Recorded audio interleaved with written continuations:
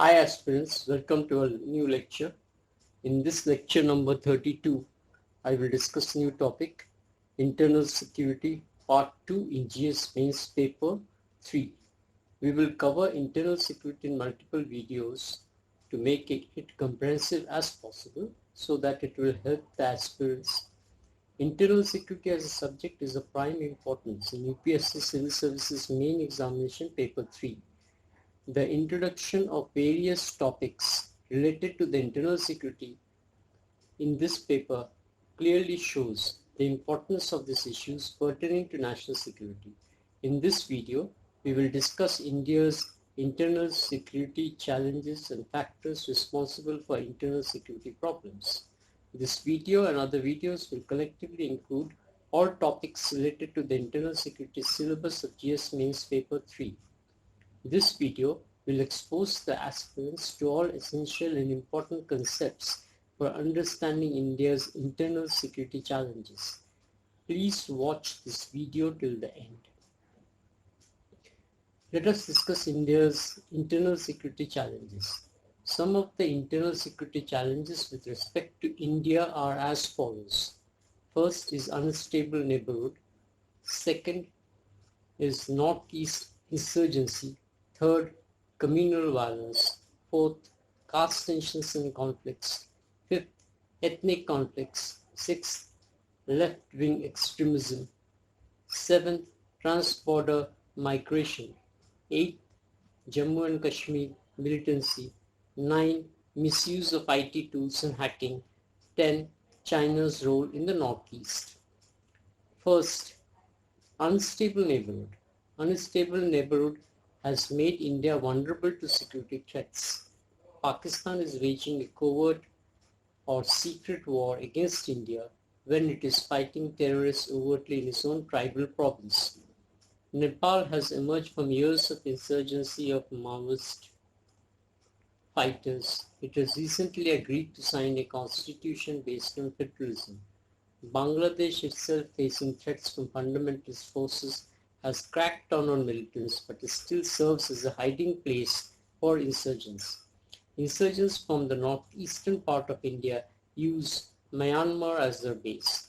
Though Myanmar has opened up to democracy, it has to get stronger in administration to prevent regional and ethnic tensions in its provinces and also other anti-national elements. Thus, even if stability is maintained internally in India, it can easily be disturbed by various elements acting from foreign soil. Let us discuss the second point, insurgency in the Northeast. Since independence, the northeastern region has suffered from a number of secessionist and extremist insurgent activities. All 7 states in the Northeast is the party to some kind of movement, but its motive and demands differ. Though the constitutional provision for creating autonomous tribal regions has been made with greater power, it has not been realized. The Nationalist Social Council of Nagaland is one among the well-known insurgent organizations which runs a government in exile from Myanmar. Third, threat of communalism. Communalism has created a disorder in India, right from the British days of divide and rule to the days of partition. The seed of hatred had been well established in the Indian psyche. Communal forces are whipped up by bad elements that seek to achieve their economical and political motives. Communal clashes have created disillusionment among various minority religions. The government is working hard to take a neutral stand in the atmosphere where the balance is one-sided. Caste conflicts. Mutual hatred between castes has paved the way for violence and to the new age honor killings. Caste panchayats have taken people towards the medieval era. Caste violence, regionalism and ethnicity have displaced thousands of people and have created tension. A good example is the huge exodus of northeast people from the south. The result of the Telangana movement was positive. It has still divided people who speak the same language based on territory. Such kind of regional and ethnic problems continue making it tough task for the government to deal with such situations. The police force in the states devote their fair share of time and resources to present and to deal with caste clashes. Fifth, regional and ethnic conflicts in various parts of the country. Ethnic conflicts across different regions of the country have raised a number of internal security issues. Ethnic conflicts in northeastern states and the son of the soil theory in Maharashtra are a few examples. The conflicts sometimes require the use of a larger force to bring the situation under control. Now we move on to the sixth point, left-wing extremist movement.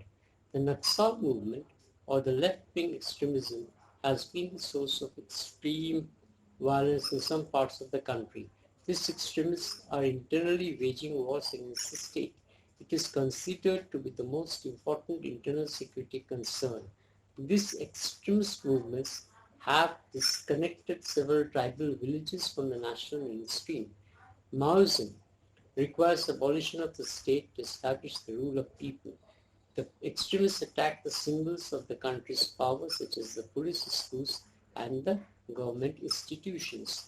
Multi-pronged strategies have been deployed by the government to contain this movement. 7. Trans-border migration from Bangladesh. The burning issue in the northeastern part of India is the illegal immigrants from Bangladesh, especially in Assam, West Bengal and adjoining areas, which have serious socio-political implications. The issue, as mandated by the government, is to be dealt by the Border Security Force and the Foreigner Tribunal issue, but makes seasonal appearance during the general elections time. Illegal migration usually occurs through the porous land borders. The migrants can swim along the river to reach India. Some of these migrants are involved in anti-national activities like terrorism, arms trade, money laundering, fake currency rackets, which pose a severe challenge to the internal security. Now we move to the eighth point, situation in Jammu and Kashmir. Jammu and Kashmir militancy is personal, perennial. It poses grave internal security problems. This problem, which has been in this scene since the partition of the country, has the character of communal tension, secessionist tendency, anti-state violence, and intervention by an external state. Since then, Pakistan has tried various ways to overtly and covertly wane away the state, and one such way is militancy. Youths of Kashmir are indoctrinated, trained in Pakistan, and aggravated to wage war against India. The militancy has now been reduced as fruits of development reach the people. Developments in Jammu are also felt across the rest of the country, making it one of the most significant internal security issues in India. The ninth point, that is misuse of IT tools. The introduction of information and communication technology has led to a new vista in lifestyle, and it also throws many security challenges. The computer that has been used to commit a crime or a target, maybe it is cybercrime, either way. Misuse of information technology tools refers more precisely to criminal exploitation of the internet. Cybercrime has become high profile, particularly hacking, copyright infringement, identity theft, child pornography, and child grooming. Confidential information is lost or stolen, otherwise leading to the problem of privacy. Globally, both governments and non-state actors grow in importance with this ability to engage in cross-border attacks referred to as cyber warfare.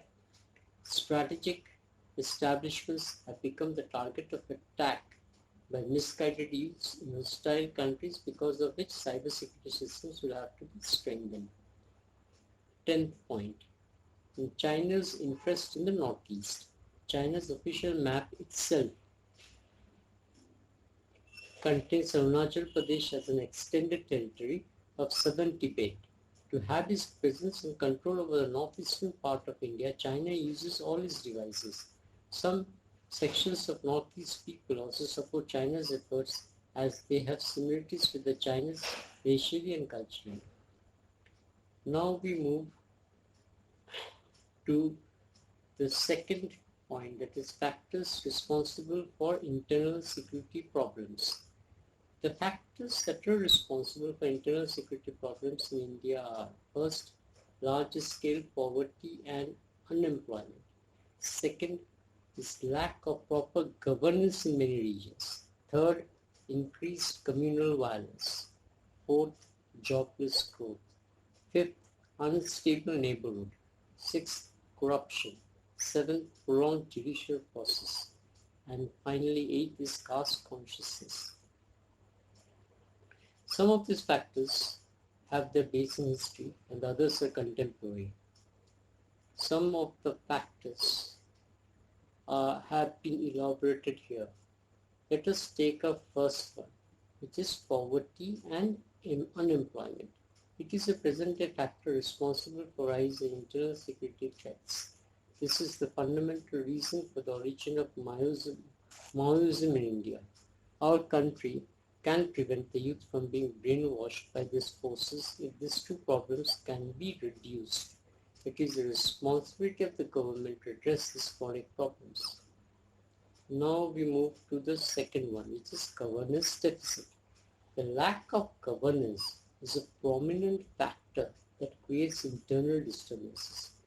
People take up extremist paths only to protest in opposition to the government.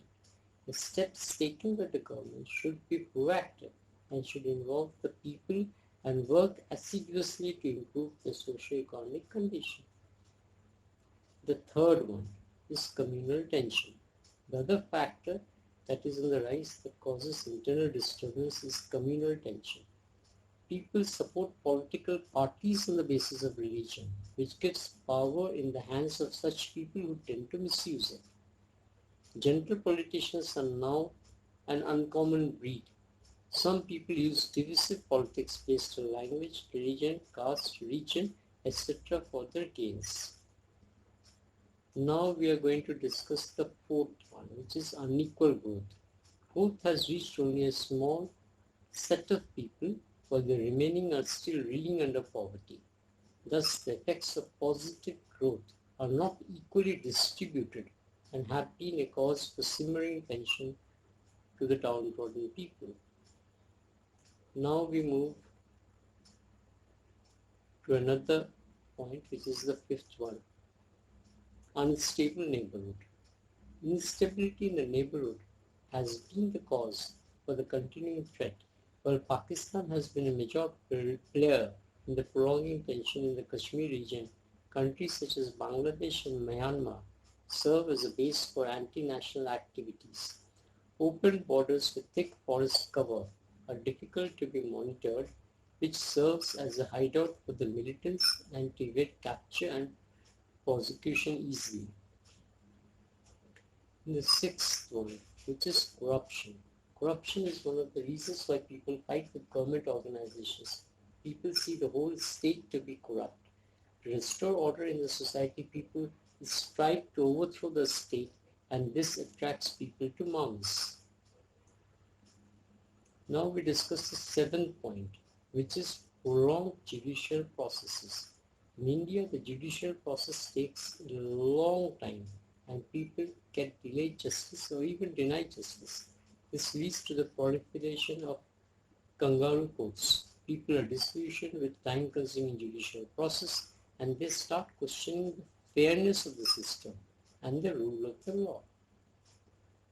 Now we are going to discuss the eighth one, which is caste consciousness. Even in the globalized environment, caste consciousness have not gone astray.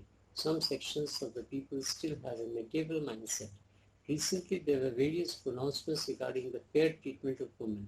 Honor killings as a part of caste secessions turn early. Many Dalit villages in southern states have burned in caste conflicts. Untouchability as sin is still not eliminated and thus serves as a demonstration of caste in our society. That is all for now. There are many more exciting changes to come and we are looking forward to sharing them with you. As always, I welcome any feedback as to how we can better serve you for superlative performance in civil services exams. Thank you for continuing to be a part of our journey. Keep evolving.